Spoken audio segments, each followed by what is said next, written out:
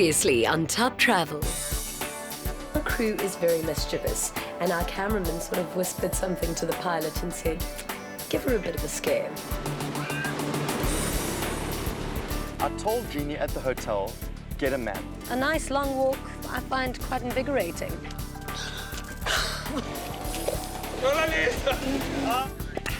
That was useless. That's the ship. I'm late. This week on Top Travel.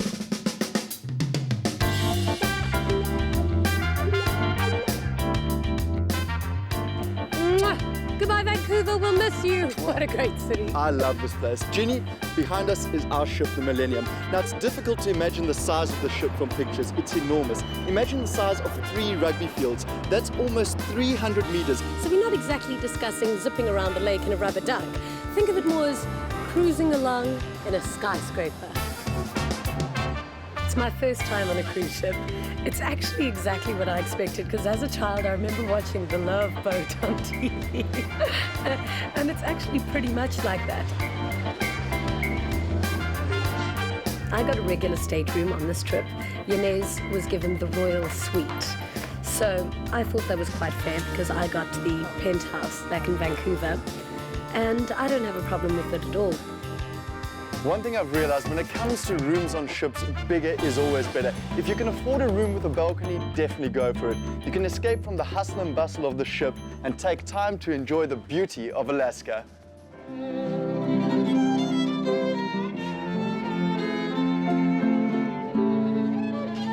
Oh, Janez, this is so grand. I can't believe it's so big and it's on a boat. It's my maiden cruise. Can't you take me on a tour? I can indeed, but I hope you've got your walking shoes. Of course.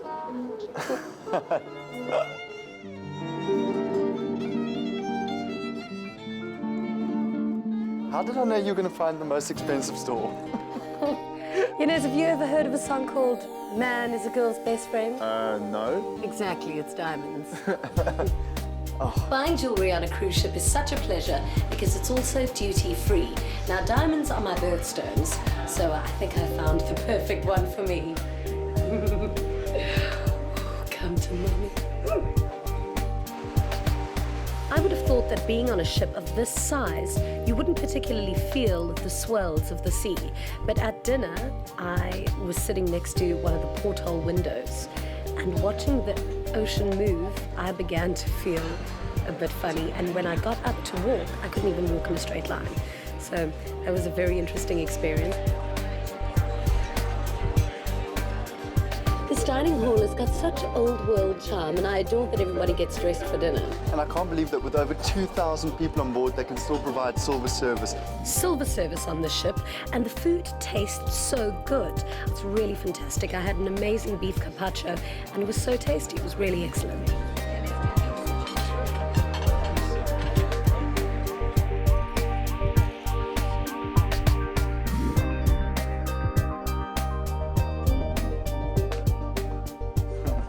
Standing here, it's easy to see why this is one of the most famous passages in the world. It features almost everything you would want to see in Alaska. Fjords, glaciers, and a landscape perfect for watching wildlife.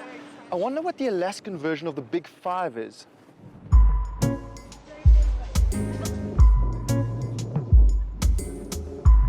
Isn't this magnificent? It's so beautiful. Have you noticed, as we're heading further north, snow-capped mountains is colder as well. I know, it's so beautiful. The terrain is phenomenal, and the view changes every 20 minutes. So what do you feel like doing later today? I feel so fat. I think I'm going to go hit the treadmill. I've got a better idea. Bingo. Bingo. I'd really like to win this game, because if I do, I will be upgraded from my room into the royal suite. Oh dear. Oh, 72. Smoke off his face. That was your last ball called. Okay, next. I want to win. We're going to stay in the O column for 068. Yes. 068. Yes, I've got it. I've got it, Jens. High five. High fives. High fives. You make it. I'm just joking. 063 was your last ball called. My dear, you are one lucky winner of the Royal Duet. We're not playing this game again, Jeannie? Well done. cruise director James. Have a This lovely girl evening over here and enjoy should the not rest of be your allowed day to on play the games. swans. She is a very, very, very sore loser. Yeah, that's the part calling the kettle black.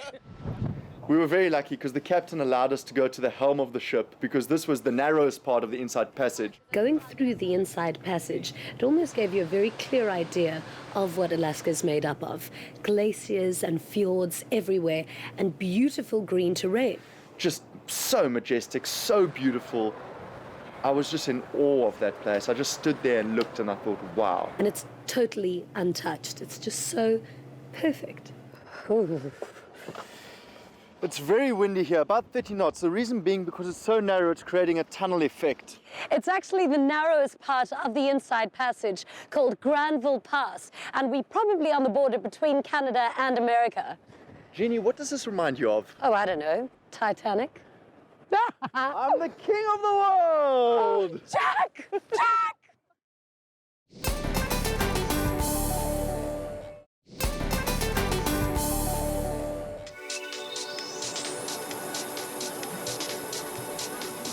Juneau was the first stop, very exciting. We'd been on board for 24 hours, so I couldn't wait to get off. My first impression was, wow, this place is really small. Only 30,000 people, and it's actually the capital of Alaska. After 24 hours on this boat, I'm so relieved to see some land and civilization. Last night I slept with my curtains open, and I could feel every motion of the ocean. Let's hurry up, I'm so excited. I can't wait to set foot on Alaskan soil. Okay. What a great place. The Russians must actually be kicking themselves today because at one point they actually owned Alaska and then sold it for the equivalent of 2 cents an acre to the USA. You know what's hilarious? That after buying it, they actually found oil and gold underneath this icy surface. I guess you can't win them all.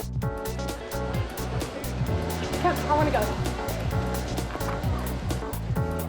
I must tell you, Jeannie, I'm a bit nervous about this, huh? I'm quite scared. I know, but we're going. The only reason I'm doing this is because I know the view is going to be spectacular from the top. And the fact that you don't have a choice. Janez and I both have really adventurous personalities, so the minute we get to a destination, we really like to experience everything they have to offer. And Juneau has got some phenomenal hiking trails. So we took a cable car up, which was really fun for me, but Janez is very scared of heights, so it was quite entertaining just watching the apprehension on his face. I'm actually a control freak, so I hate it when I get put in a situation where I can't drive the vehicle or pull myself up the hill myself. So it was pretty scary. Closed my eyes most of the way. Jeannie was laughing at me. I ignored her. Landed at the top. What a view. So we're going to go up to the viewing platforms up there on our trail system, and you'll have a chance to just look back here on the tramway, but also some great views looking both down the channel and to the north. To get there, we're going to go through the forest where the snow and ice haven't quite melted yet, so we're going to have to just watch our footing as we go through there.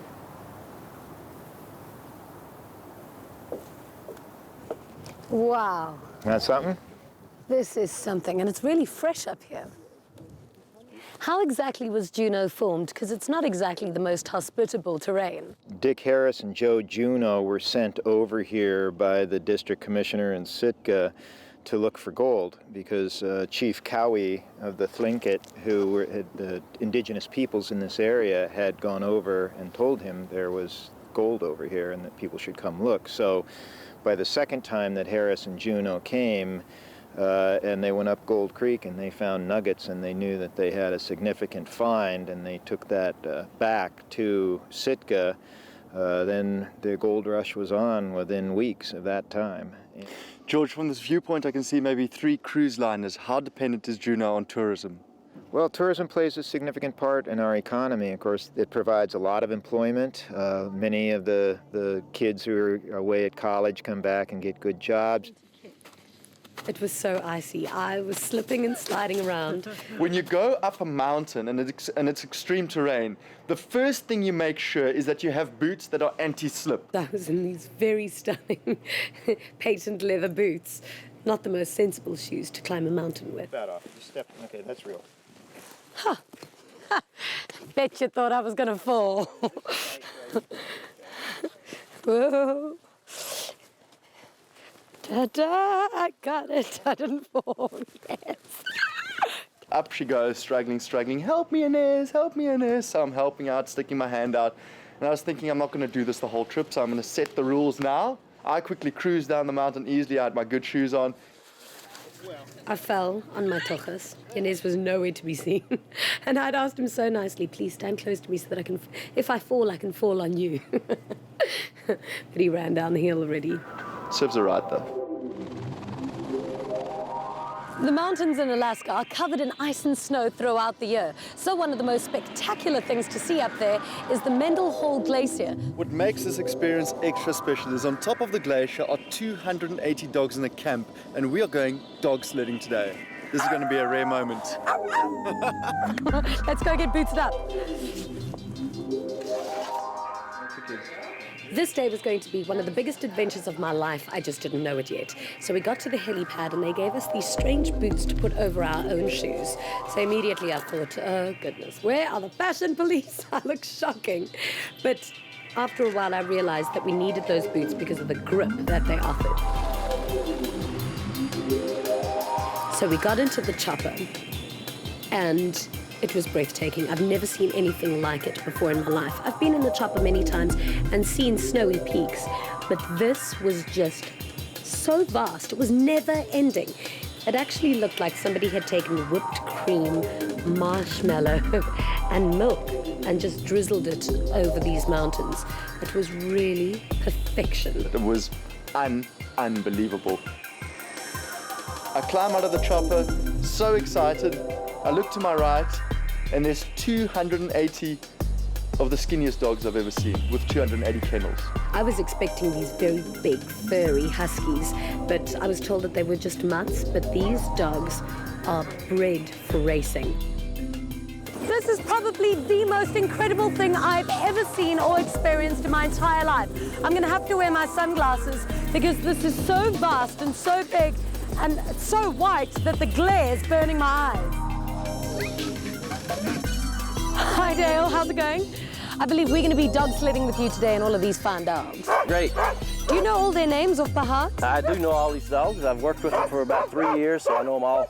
There are a lot of dogs here. Where do they all come from? These guys actually belong to kennel Matt Hayashida and Sarah Spinola, but their origins are from mostly from native villages, so they have a little bit of wolf in them. They're going to have some Siberian, some Malamute, mixture of breeds. Now, I'm pretty light, but he's quite heavy. So how many of these dogs would we need to carry us? Well, we could probably actually do it with about 8 dogs, but we're going to do 10 today just to make sure we got enough power, and we might do a little different trail and some deeper snow, so I just want to make sure I got plenty of power. I've noticed they're quite lean. Are they bred for racing? They're definitely bred for speed and endurance. Very lean dogs, marathon runners. These guys are going to run somewhere between 100 and 150 miles in a day when they're racing. Typical training run for these guys, probably 50 miles, 50 to 60 miles. So yeah, they're definitely racing dogs, professional racing dogs. We're definitely looking for the adventure trails. We'll try to find you an adventure trail. You sit down and the leader just said to us, hold on tight. And I thought, how tight do you have to hold on? It's just a bunch of puppies pulling us. And as we pulled off, they pulled the stoppers out of the snow and we were jerked forward with such speed and such intense strength. It took me on a roller coaster ride through the snow. It was a pinch yourself moment where you're on the sled being pulled by these dogs in the middle of these phenomenal surroundings. This is probably one of the coolest things I've ever done in my entire life. The speeds that these dogs reach are phenomenal. They are just such tough little animals. And, of course, we're in a postcard setting. It's beautiful. It's so cool that my nose is about to fall off. The dog made a snow cone. Janez, look, go eat it. Taste it. Stunning. Some of that lemonade, baby. I dare you to lick it.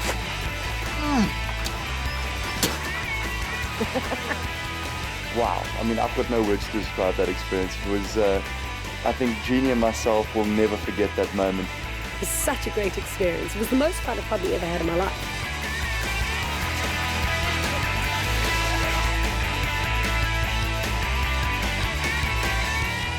It's an avalanche. What do you know? I got the fright of my life there for a moment. It's all in the timing.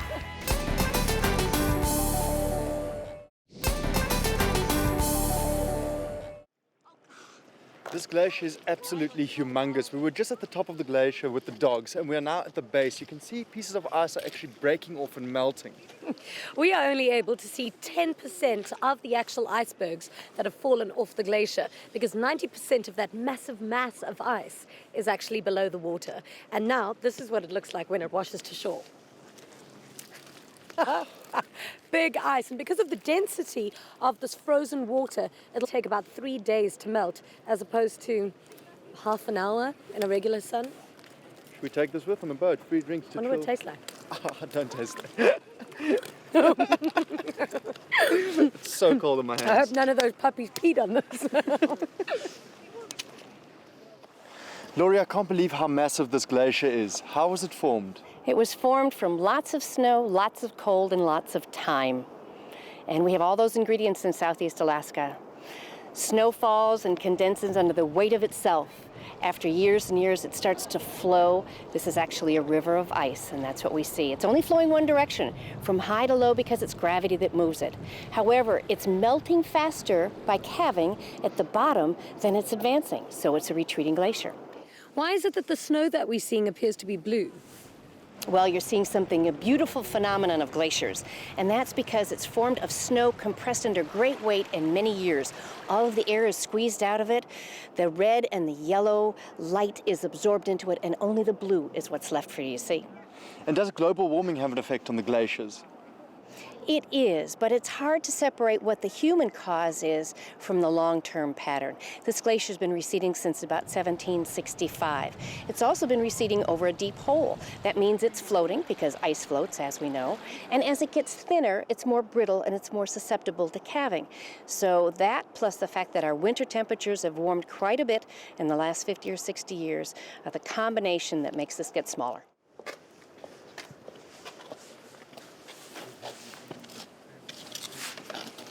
This place is really so special. The air is clear, the water is pure. It just feels so invigorating and refreshing being here. I agree with you. What a rare moment to remember. But we were running out of time. I want to get back to the cruise. But I really wanted to see a little bit of the city. Okay, if we go very quickly. Did you know that Juneau is surrounded by a mountain range on the one side and the Pacific Ocean on the other side, which means there's not one single road leading out of here? The only way to get out of here is either to fly or take our cruise liner. Well, in that case, Janez, stop dawdling. We've got a boat to catch. Oh my goodness, we do. Faster, girl.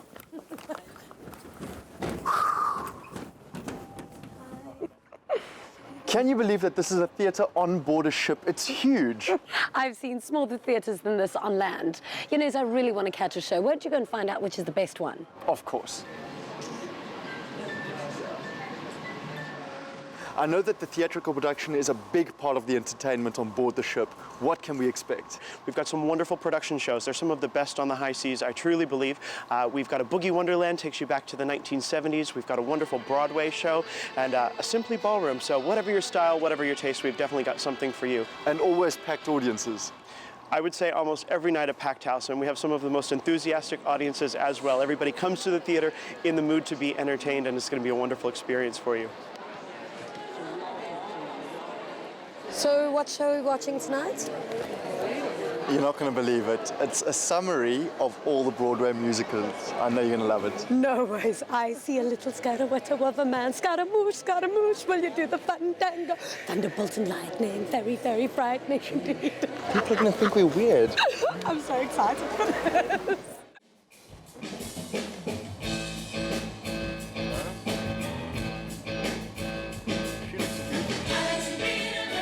Broadway, here I come.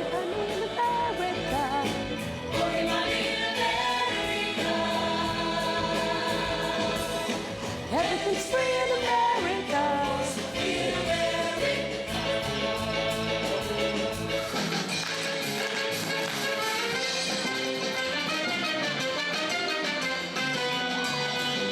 The show we got to watch was spectacular. It was really amazing. The costumes were delightful. The performers were spot on.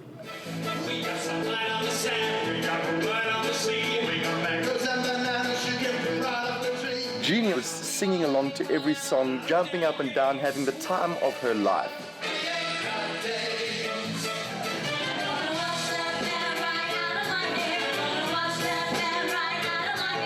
The ship was rocking so during the performance that you could actually see the chandelier swinging to and fro. From the one side to the other side to the other side. And as the chandelier was moving like a pendulum, I started moving. So I don't know how these performers stand up there and do these magnificent songs and dances without getting sick. It's crazy.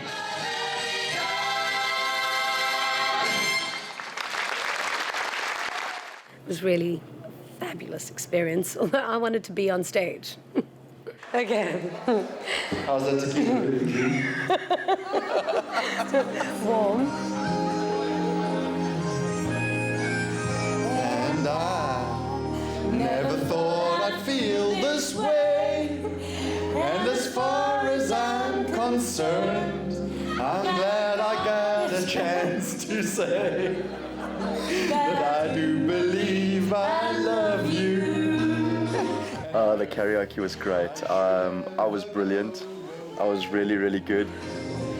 Keep smiling, keep shining, knowing you can always count on me.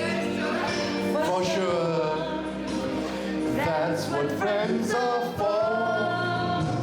It's difficult singing with Jeannie because she doesn't quite follow the beat of the music, so to stay in harmony is rather tough.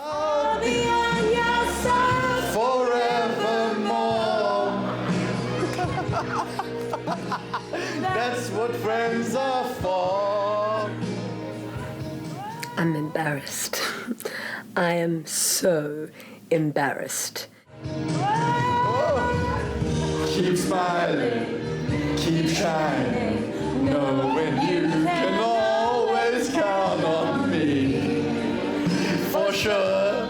The more I saw this encouragement, I actually thought, hang on, maybe I'm quite good. So I just started singing louder and louder, and the crowd was waving their arms and screaming and shouting, that's what friends are. I felt like a rock star. Let's be honest. We can't sing. The funny thing is that Janez was convinced that he was in tune and on key. The confidence of that man.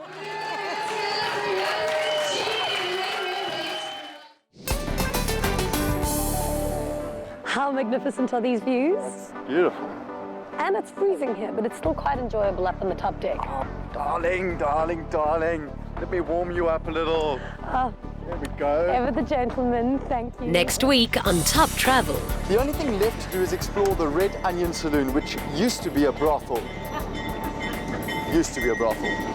I actually didn't know what to do. I was like, should I go inside or should I go back to the ship? I went inside.